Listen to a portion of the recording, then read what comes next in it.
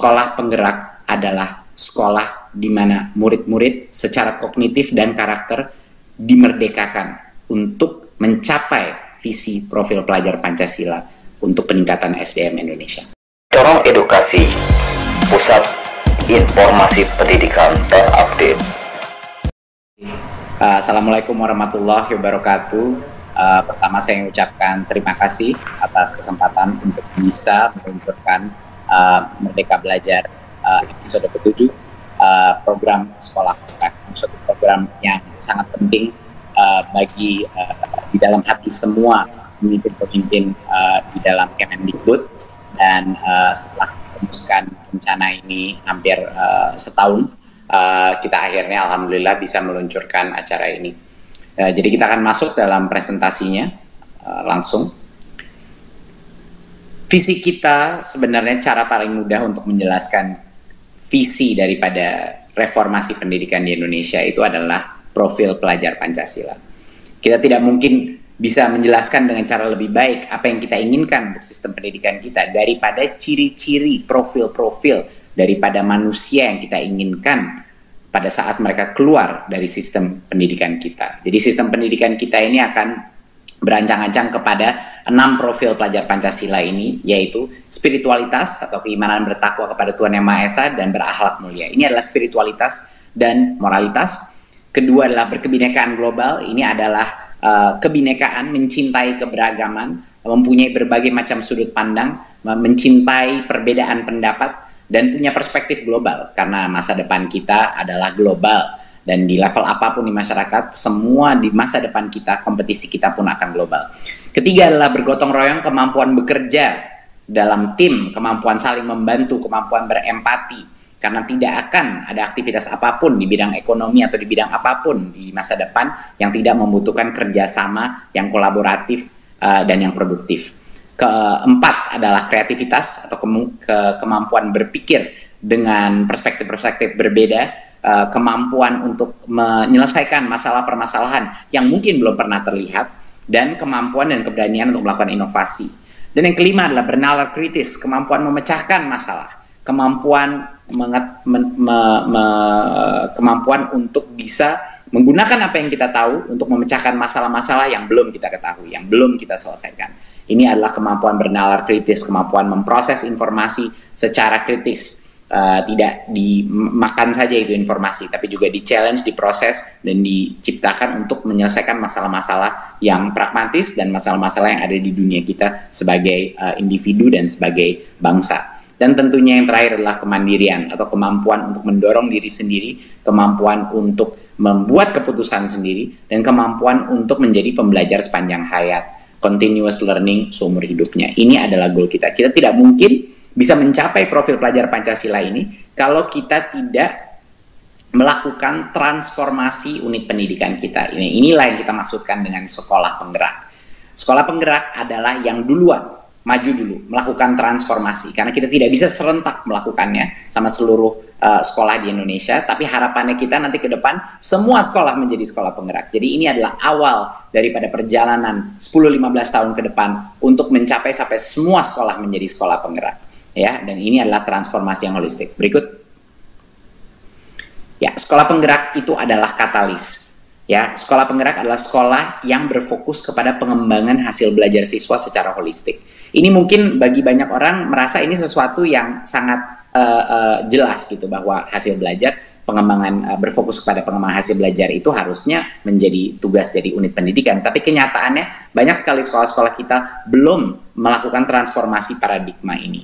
Lebih banyak sekolah kita yang mengikuti administrasi pendidikan atau berbagai macam proses pendidikan, tapi tidak berfokus kepada output daripada pembelajarannya. Jadi ini yang kita harapkan dengan sekolah penggerak, melakukan transformasi. Ini bukan hanya di Indonesia, semua sekolah-sekolah di dunia banyak sekali yang sedang melalui transformasi terhadap output pembelajaran yang lebih esensial dan fundamental. Dan diawali terpenting dengan SDM yang unggul.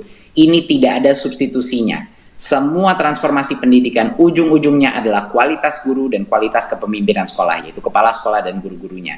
Nah, tetapi intervensi yang harus dilakukan itu secara holistik terhadap masing-masing sekolah. Kalau cuma satu elemen darinya tidak akan berhasil. Harus semuanya secara serentak kita melakukan, makanya kita ada program sekolah penggerak. Dan di akhir daripada program ini, kita ingin hasil belajar yang di atas rata-rata, di atas level yang diharapkan. Numerasi, literasi, dan berbagai macam hal yang kita lihat harus meningkat di atas rata-rata.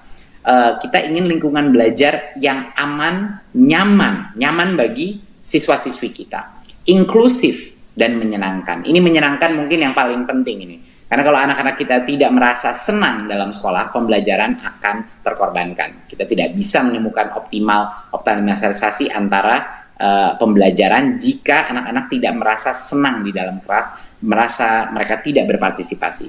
Dan pembelajarannya itu berpusat kepada murid, bukan berpusat pada regulasi, bukan berpusat kepada hal-hal lain, berpusat kepada kebutuhan murid, berpusat kepada kemampuan murid, berpusat kepada kebutuhan murid. Ini yang luar biasa pentingnya sebagai suatu filsafat dasar daripada sekolah penggerak. Dan tentunya refleksi diri dan pengimbasan.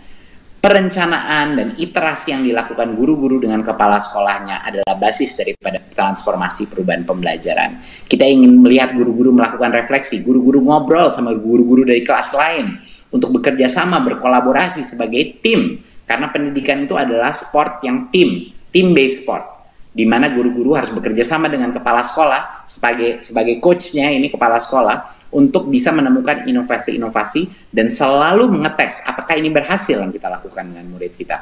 Mengetes dengan assessment di dalam kelas, mengetes dengan berbagai macam survei, dan dengan proses yang kolaboratif. Jadi refleksi diri ini menjadi tema yang sangat kuat dalam sekolah penggerak. Berikut. Nah, program sekolah penggerak adalah penyempurnaan program transformasi sekolah yang sebelum-sebelumnya. Tetapi sangat beda dari program sebelumnya. Apa beberapa perbedaannya dari yang sebelumnya? Ini adalah program kolaborasi antara Kemendikbud dan pemerintah daerah. Jadi ini kolaborasi di antara pemerintah pusat dan pemerintah daerah ini menjadi salah satu kunci utama.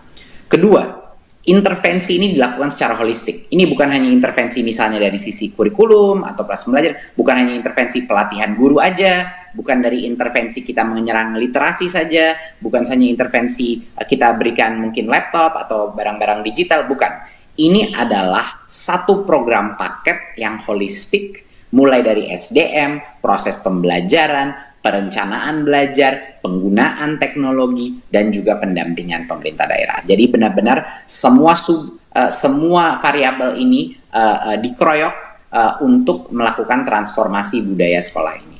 Ketiga, apa bedanya adalah ini ruang lingkup yang mencakup seluruh kondisi sekolah. Jadi kita tidak, ini sangat penting, ini kita tidak memilih sekolah-sekolah unggulan, bukan. Karena sukses dari program ini bukan bahwa secara absolut sekolah ini menjadi yang terbaik, bukan.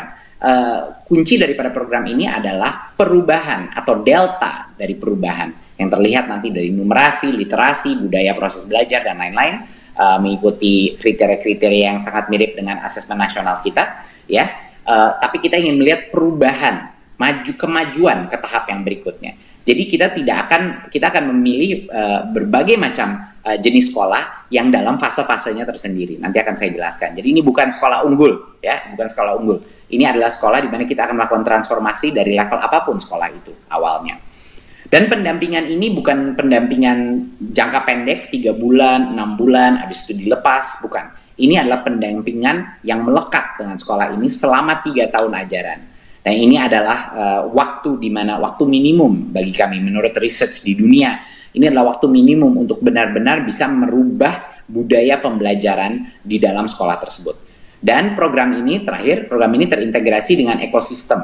Hingga seluruh sekolah di Indonesia, sampai selesainya program ini adalah sampai semua sekolah menjadi sekolah penggerak. Ya, ini adalah kuncinya. Jadinya ini suatu continuum ya dari sekarang. Bukan sekolah rujukan, bukan sekolah unggul, bukan. Ini adalah kita mulai dengan sekolah penggerak grupnya segini, tapi harapannya ke depan di dalam bertahun-tahun ke depan kita akan mencapai 100% sekolah penggerak penetrasi di Indonesia. Gitu. Berikut. Jadinya ini yang tadi saya jelaskan adalah sekolah penggerak ini tujuannya mengakselerasi sekolah maju dari satu tahap ke tahap berikutnya. Ya, tahap berikutnya. Di sini kita mengidentifikasi ada 4 tahap. Tahap 1 di mana tingkat numerasi dan literasinya sangat di bawah rata-rata. dan lingkungan belajar yang cukup tidak baik, seperti banyaknya terjadi perundungan, intoleransi, dan mungkin secara rutin mengalami penggangguan dalam kelas ya, karena anak-anaknya tidak engage dalam kelas. Kalau di tahap 2 ini sudah sedikit lebih baik, walaupun sedikit lebih di bawah level yang diharapkan dari rata-rata, tapi perundungan misalnya tidak menjadi norma. Tapi pada saat ini guru-guru masih belum memperhatikan kebutuhan dan masing-masing personalisasi daripada pembelajaran. Nah, tahap 3 ini yang sudah tahap yang kita harapkan, di mana udah nggak terjadi perundungan, guru-guru sudah melakukan segmentasi dalam kelasnya, mana anak-anak yang lebih perlu bantuan, mana anak-anak yang mungkin ketinggalan, dan mana anak-anak yang mungkin harus dikasih sesuatu yang lebih menantang. Dan perencanaan sudah mulai terjadi dari anggaran itu nyambung sama pembelajaran dan sudah melakukan refleksi. Tapi baru awal melakukan proses refleksi, kolaborasi, dan peer mentoring di dalam kelasnya. Tahap 4 ini adalah yang ideal, ini yang kita inginkan. Di mana numerasi dan literasi sekolah ini sudah di atas rata-rata. Sekolah ini menyenangkan bagi siswa karena siswa dalam setiap kelasnya mengalami perasaan bahwa dia itu didengarkan dan perasaan bahwa dia itu berpartisipasi dalam pendidikan dia.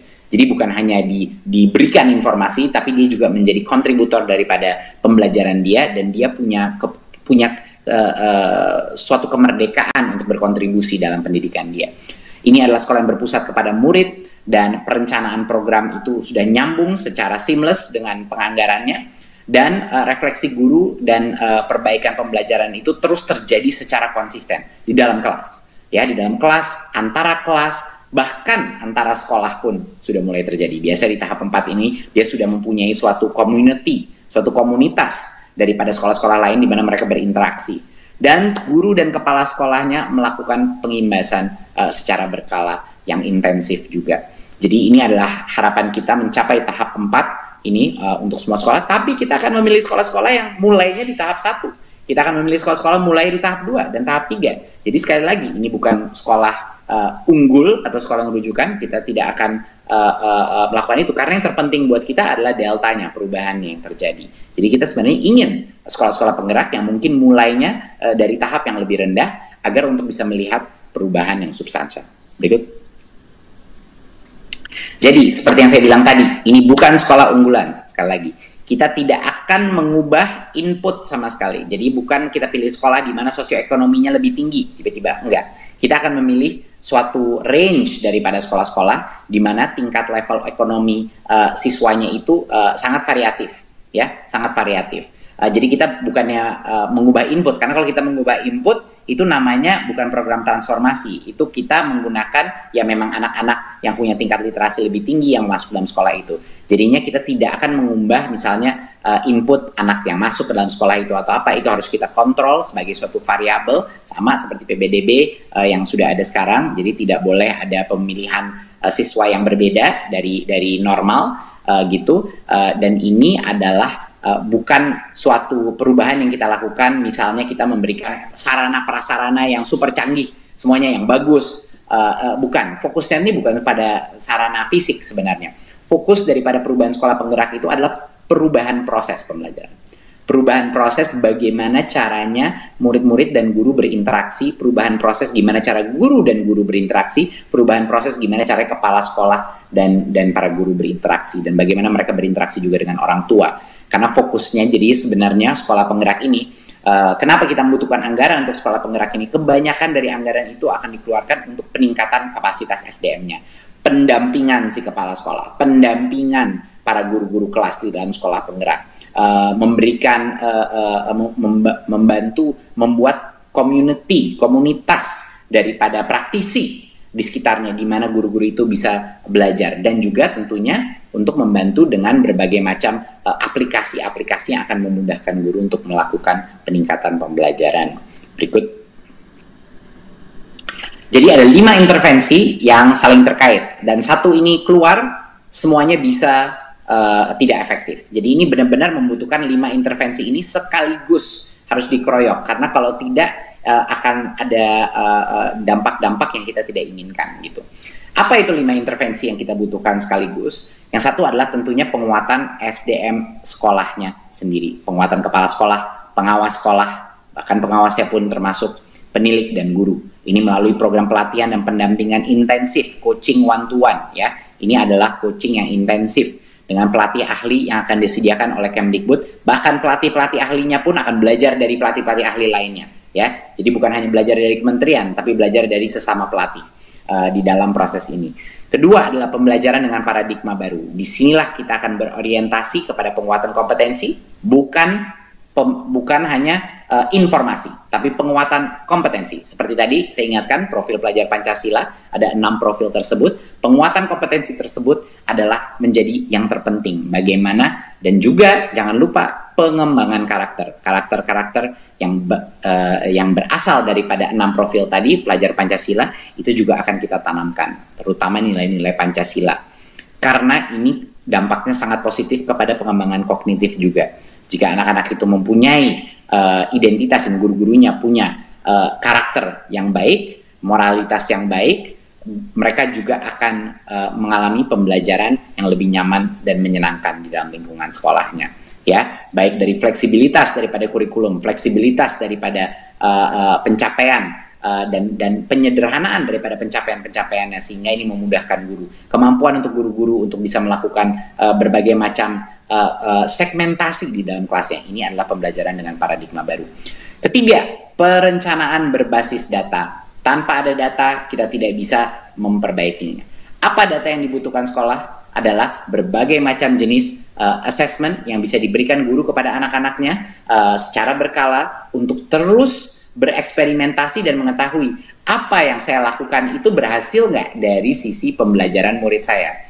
Jadi seperti seorang ilmuwan, sama saja guru itu seperti ilmuwan. Dia menggunakan suatu strategi dan dia harus melihat apakah strategi itu berhasil atau tidak berhasil dalam melakukan proses pembelajaran yang baru. Nah, inilah perencanaan berbasis data yang ingin kita jadikan budaya di dalam sekolah-sekolah ini dan didukung dengan teknologi tentunya. Dan digitalisasi sekolah adalah infrastruktur yang menjadi prioritas, di mana kita akan menyediakan, bukan hanya menyediakan laptop dan proyektor dan lain-lain, itu juga itu bagian dari strategi untuk semua sekolah kita. Tetapi yang terpenting di sini adalah memberikan tool atau alat-alat, software, aplikasi-aplikasi yang akan kita pertama luncurkan di sekolah-sekolah penggerak kita untuk bisa memberikan bantuan atau dukungan kepada guru-guru dan kepada kepala sekolah untuk mengelola sekolah yang berorientasi kepada siswa, yang berorientasi kepada pembelajaran. Dan yang terakhir, intervensi terakhir adalah pendampingan konsultatif dan asimetris dengan pemerintah daerah. Ini pendampingan konsultatif itu maksudnya bukan pendampingan yang berbasis compliance atau sanksi atau suatu hubungan antara pusat dan Pemda yang hubungannya dengan mengikuti peraturan ini, mengikuti regulasi. Bukan. Pendampingan konsultatif adalah kita menjadi pembantunya Pemda. Ya, kita menjadi pembantu, pusat menjadi pembantunya Pemda. Kita menjadi di sana untuk datang dan membantu pemerintah daerah dalam pelaksanaan sekolah penggerak ini. Dan asimetris, bantuannya nggak semuanya sama. Ya, bantuannya nggak semuanya sama. Asimetris itu artinya untuk daerah tertentu karena mungkin kondisinya berbeda dari yang lain, ya bantuannya itu harus spesifik ke Pemda tersebut, gitu. Bukan disamaratakan, bukan diseragamkan di seluruh sekolah. Berikut. Nah, kita mulai masuk ke dalam poin-poin 5 intervensi tadi ya. Yang pertama adalah tadi yang saya bilang persis, konsultatif dan asimetris. Ya, Kemendikbud melalui UPT-UPT di masing-masing provinsi memberikan pendampingan kepada Pemda provinsi dan kabupaten dalam perencanaan program sekolah penggerak. Ya, jadi kelibatannya ini sangat intensif dan asimetris. Tidak semua, tidak one size fits all, tidak seragam jenis bantuannya di masing-masing daerah. Ini penting sekali. Ini penting sekali untuk diyakini bahwa filsafat hubungan antara pemerintah pusat dan daerah ini harus berubah, di mana kita menjadi pendamping dan membantu mereka dalam melaksanakan transformasi pendidikan tersebut. Bukan hanya mengecek hasilnya, bukan hanya memberikan anggaran saja lalu meminta hasilnya, tapi juga mendukung dan membantu cara melakukan perubahan tersebut. Berikut, penguatan SDM sekolah. Ini adalah core daripada program sekolah penggerak. Jadi hampir semua anggaran dan usaha daripada pemerintah pusat ini akan berasal dari penguatan SDM ini. Ini yang mayoritas daripada waktu dan intensitas ini ada di sini. pelatihan untuk kepala sekolah, pengawas dan penilik. Kita melakukan implementasi pembelajaran kompetensi holistik ya bagi semua pemimpin-pemimpin pendidikan dan para guru-gurunya. Dan pelatihan kepemimpinan belajar yang spesifik khusus untuk kepemimpinan bagi kepala sekolah, pengawas dan penilik ya. Dan guru ini akan kita latih oleh in-house training. Jadinya pelatihannya sangat berbeda mungkin dari pelatihan-pelatihan yang sebelumnya. Apa perbedaannya? Kita bukan hanya melatih, dikumpulkan lalu dilatih, tapi pelatihan itu terjadi pada saat mengajar, pada saat melakukan aktivitas di dalam sekolah. Jadi pelatihan itu sangat fokus kepada clinical training. Clinical training itu adalah training yang dilakukan dalam proses pembelajaran. Ya, seperti dokter itu kalau kita mau mengajar menjadi dokter, dia harus melakukan clinical training dengan di rumah sakit pendidikan misalnya. Jadi fokus daripada pendidikan kita bagaimana perubahnya ini kepada transformasi sekolah adalah pelatihan tersebut harus terjadi di dalam lingkungan yang real, lingkungan sekolah dengan murid-murid. Disitulah yang akan terjadi benar-benar efektivitasnya akan teruji daripada pelatihan tersebut. Bukan hanya seminar-seminar saja, bukan hanya webinar-webinar saja. Dan pendampingan untuk kepala sekolah ini lebih intensif lagi ya, pelatihan in-house itu yang saya maksudkan, clinical training in-house, lokakarya tingkat kabupaten kota juga kita pergunakan menggunakan konsep komunitas belajar atau praktisi. Jadinya bukan belajar dari ahli-ahli kita aja, tapi ini saling-saling sekolah antara sekolah penggerak dan guru-guru sekolah penggerak, antara kepala sekolah penggerak juga akan saling melakukan interaksi. Karena salah satu cara paling efektif untuk guru dan kepala sekolah untuk melakukan perubahan adalah untuk belajar dari guru dan kepala sekolah lainnya yang sedang melalui transformasi tersebut. Disitulah akan terjadi suatu ekosistem pelatihan yang jauh lebih efektif. Ujung-ujungnya, visi daripada peningkatan mutu guru dan kepala sekolah di Indonesia harus ada di guru dan kepala sekolah sendiri. Ya, harapan kita ke depannya adalah peer learning dan belajar sesama antara di dalam sekolah dan antara sekolah akan menjadi visi besar kita terhadap pelatihan guru ke depannya. Dan ini yang sudah dilakukan hampir semua negara maju yang punya sistem pendidikan yang prestasinya di nilai tes PISA itu paling tinggi. Semua core daripada pelatihan ini adalah guru ke guru, adalah kepala sekolah ke kepala sekolah. Nah, kita ingin mengarah ke seperti ini dengan program sekolah penggerak ini. Dan tentunya implementasi teknologi, di mana kita akan bukan hanya memperkenalkan teknologi, tapi menunjukkan berbagai macam aplikasi yang akan membantu seperti platform guru, ini profil untuk meningkatkan pengembangan kompetensi guru secara mandiri, ya, bagaimana mereka bisa melakukan pelatihan diri secara efektif, lalu mereka akan mengetesnya dengan coach-coach mereka, dan platform guru dari sisi pembelajaran juga, di mana ini akan membantu anak-anak, membantu guru-gurunya dalam kelasnya mengetahui anak-anak saya sudah di level mana dan apa yang tepat untuk anak-anak saya, atau ada grup-grup dalam kelas saya yang mungkin berbeda kompetensinya. Ini adalah platform assessment dan platform pembelajaran buat guru-guru yang kami desain. Dan tentunya platform sumber daya sekolah untuk membantu kepala sekolah dan guru-guru untuk mendapatkan barang-barang melalui dana BOS, misalnya mendapatkan barang-barang yang mereka butuhkan mungkin secara online sehingga bisa lebih efektif melakukan proses pembelajaran. Dan tentunya menu daripada apa yang bisa diberikan itu tentunya akan terus kita tingkatkan kualitasnya. Dan tentunya platform lapor pendidikan, di mana kita akan mendapatkan skor dari seluruh sekolah secara holistik yang bisa digunakan guru-guru dan kepala sekolah untuk melakukan perbaikan. Ini yang dimaksudkan dengan data atau evidence-based transformasi, bahwa tanpa ada data, kita tidak tahu kita mau mengarah kemana, gitu. Makanya itu yang salah satu terpenting adalah membiasakan budaya data, membiasakan budaya assessment. Bukan assessment nasional, yang kita secara nasional, tapi senantiasa di dalam kelas melakukan pengecekan melalui assessment, bagaimana saya ini kinerjanya kelas saya seperti apa, dan melakukan perbaikan dan perubahan-perubahan yang dibutuhkan untuk bisa meningkatkan pencapaian daripada level assessment itu yang dilakukan dalam kelas. Dan kita sangat intensif satu pelatih ahli itu untuk 5-7 kepala sekolah. Jadi benar-benar program yang intensif. Ini benar-benar mentoring, karena kita tidak mau mereka tersebar terlalu banyak. Jadinya satu pelatih ini untuk 5-7 sekolah akan benar-benar berfokus sehingga ada cukup banyak waktu, dan pelatih ahli ini akan mendampingi guru sekolah secara berkelompok. Jadi mereka dalam satu kelompok semuanya dilatih dalam melakukan transformasi ini. Berikut.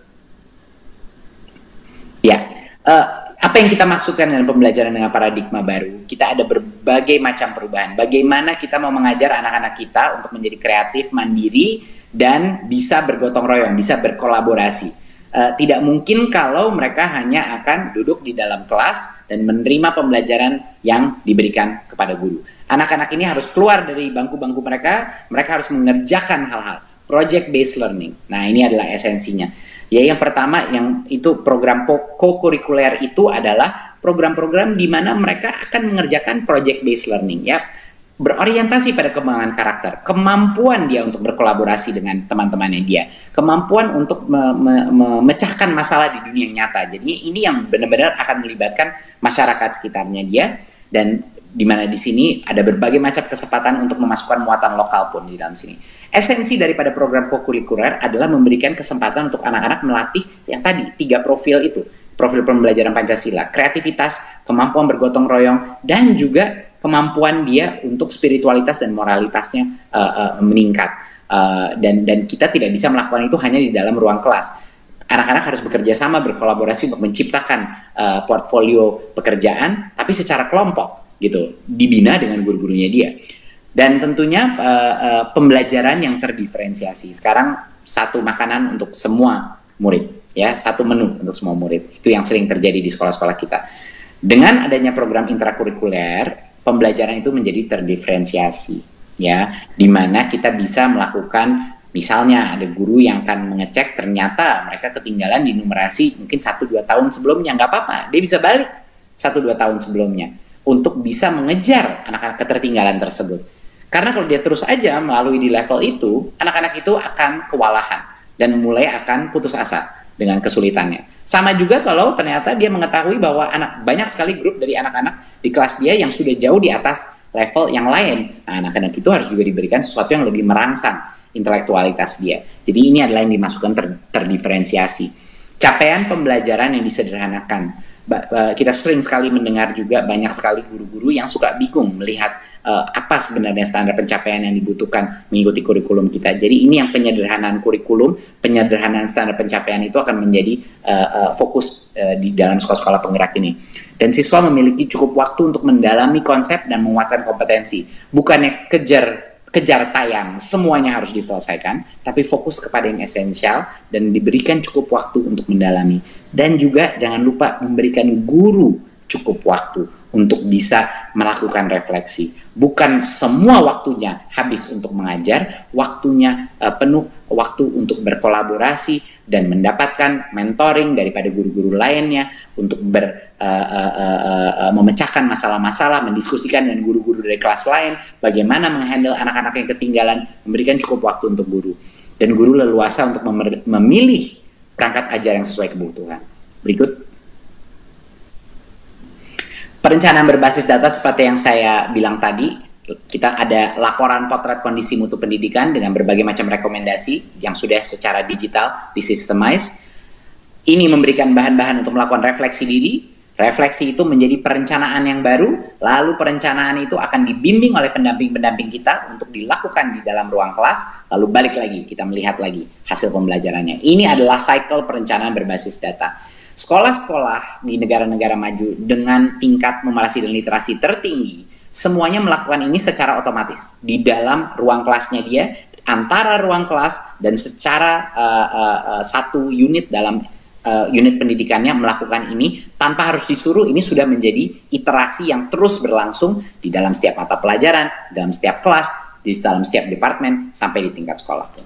Jadi ini adalah proses suatu budaya baru, iterasi yang akan kita lakukan di dalam sekolah-sekolah penggerak kita. Dan yang terakhir adalah digitalisasi sekolah. Tentunya semua ini tidak bisa terjadi kalau kita tidak memberikan berbagai macam toolkit digital yang akan membantu guru-guru melakukan tugas ini. Seperti yang saya bilang tadi, platform guru dari sisi peningkatan kompetensinya sendiri, ya, untuk menjadi semacam mini universitas bagi gurunya untuk meningkatkan kompetensinya, tapi sesuai dengan kebutuhannya. Platform guru pembelajaran, di mana ini adalah untuk membantu murid-muridnya dalam kelasnya untuk mengetahui muridnya di mana level kompetensinya dan apakah yang mereka lakukan itu berhasil meningkatkan kompetensi mereka. dan platform sumber daya sekolah yang benar-benar mendigitalisasi perencanaan dan penganggaran sekolah tersebut dan pembelian pengadaan barang-barang yang lebih efisien dan efektif, dan dashboard rapor pendidikan, yaitu dashboard daripada seluruh sekolah tersebut yang bisa diakses guru dan kepala sekolah untuk mengetahui kondisi sekolah mereka seperti apa untuk melakukan refleksi diri. Berikut. Dengan adanya sekolah penggerak, pembelajaran harapannya akan menjadi lebih bermakna dan sesuai dengan perkembangan zaman. Izinkan kami memutarkan video mengenai sekolah penggerak.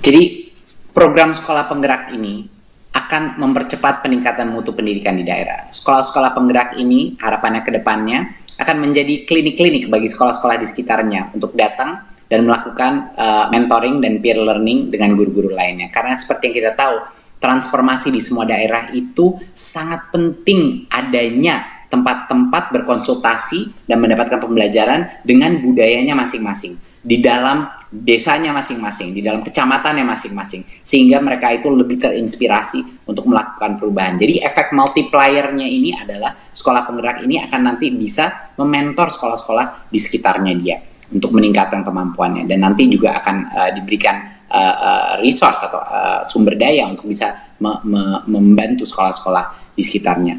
Dan daerah-daerah bisa saling sharing praktik-praktik baik dalam perkembangan sekolah penggerak ini, dan akan ada platform-platform yang akan menonjolkan praktek-praktek baik ini agar bisa dipelajari. Jadinya ini bukan kompetisi, ini adalah kolaborasi dan inovasi, dan itulah esensi daripada perubahan pendidikan. Bukannya suatu esensi yang berdatang dari persaingan antara sekolah, bukan, tapi adalah yang sebenarnya yang membedakan sistem-sistem pendidikan paling maju di dunia adalah kemampuan berkolaborasi, kemampuan berinovasi dan berkolaborasi antara sekolah, antara guru, antara kepala sekolah. Dan ini adalah fokus daripada program sekolah penggerak kita. Berikut. Seperti yang kita tahu, ini adalah target kita, ya. Tahun ini, karena kita pertama kali meluncurkan program ini, akan sekitar 2.500 targetnya, tapi akselerasinya akan sangat cepat. Di tahun kedua, mulai 10.000 sekolah penggerak, tahun ketiga 20.000 sampai dengan 40.000 di tahun keempat. Dan harapannya di tahun-tahun kedepannya kita akan mencapai mayoritas sampai dengan 100% sekolah kita sudah melakukan transformasi sekolah penggerak ini. Dan ini sesuai dengan peta jalan pendidikan Indonesia. Jadi ini yang kita lakukan, bahwa ini bukan, sekali lagi, ini bukan sekolah unggulan, ini bukan sekolah yang nanti jadi sekolah favorit, karena inputnya tidak berubah dan dipilih dari berbagai macam level, ya, baik dari level yang mungkin tingkat numerasi dan literasinya masih belum memadai, belum masih di bawah rata-rata, tapi kita ingin melihat perubahan yang terjadi melalui proses transformasi ini. Jadi program ini untuk bergabung tentunya kriteria pertama adalah kemauan daripada sekolah tersebut untuk bergabung dalam program ini. Kalau sekolah yang tidak ingin melakukan transformasi yang penuh dengan tantangan, program ini tidak akan mungkin sukses. Jadi kami ingin mengundang para kepala sekolah di daerah penyelenggara program Sekolah Penggerak 2021 untuk segera mendaftar. Ya, deadline mendaftarnya ini 6 Maret 2021 dan ada prosesnya semuanya melalui online proses aplikasi mendaftar ini, dan tentunya ini menjadi salah satu kriteria terpenting untuk suksesan program, seberapa besar kemauan kepala sekolah dan sekolahnya untuk bisa melakukan perubahan, karena ini bukan perubahan yang mudah, ini perubahan yang sangat berat dan menantang, tapi dengan potensi hasil yang luar biasa bagi pembelajaran murid-muridnya. Sekolah Penggerak itu adalah sekolah di mana siswa itu dinomorsatukan dari semua keputusan-keputusan sekolah itu.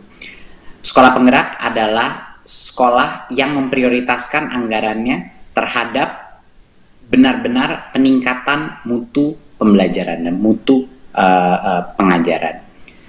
Sekolah Penggerak adalah sekolah di mana kepala sekolahnya terus mendatangi ruang kelas dan melakukan observasi dan memberikan umpan balik kepada para guru-guru. Sekolah Penggerak adalah sekolah di mana guru saling membantu guru lainnya untuk melakukan observasi dalam kelas dan memberikan tips-tips dan memberikan masukan dan saran bagaimana meningkatkan mutu. Sekolah Penggerak adalah sekolah di mana guru-gurunya bertemu dan melakukan meeting-meeting untuk bisa memecahkan masalah-masalah pembelajaran yang ada di sekolahnya. Sekolah Penggerak adalah sekolah yang menyadari bahwa partisipasi siswa itu adalah salah satu yang paling penting, sehingga di Sekolah Penggerak kelas-kelasnya suka rame. Rame kenapa? Rame karena siswa-siswa banyak yang menanya, banyak yang berpartisipasi di dalam pembelajarannya, melakukan presentasi. Dan juga Sekolah Penggerak adalah sekolah di mana banyak anak-anaknya keluar dari ruang kelas untuk mengerjakan proyek-proyek based learning bersama dengan murid-muridnya yang lain, dipandu oleh guru-gurunya. Sekolah yang penggerak percaya bahwa setiap anak di dalam sekolah dia bisa sukses, punya potensi sukses. Sekolah Penggerak adalah juga sekolah di mana semua guru dan kepala sekolah merasa bahwa setiap guru punya potensi untuk sukses. Dan Sekolah Penggerak adalah sekolah yang percaya bahwa tidak semua murid sama, sehingga setiap murid itu spesial dan bisa diperlakukan secara unik dan punya kebutuhan yang berbeda-beda, sehingga cara menerapkan kurikulum, cara menerapkan pembelajaran itu harus melakukan segmentasi, harus mencintai keberagaman cara proses pembelajaran di dalam ruang kelas, apalagi di dalam sistem sekolah. Ujung-ujungnya, Sekolah Penggerak adalah sekolah di mana murid-murid secara kognitif dan karakter dimerdekakan untuk mencapai visi profil pelajar Pancasila untuk peningkatan SDM Indonesia.